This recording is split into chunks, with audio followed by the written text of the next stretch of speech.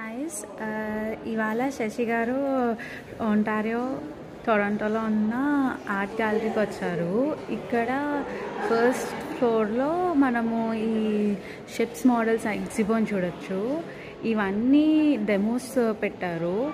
So for example మనం ఈ ship చూసామంటే ఇది వచ్చేసి బ్రిటిష్ షిప్.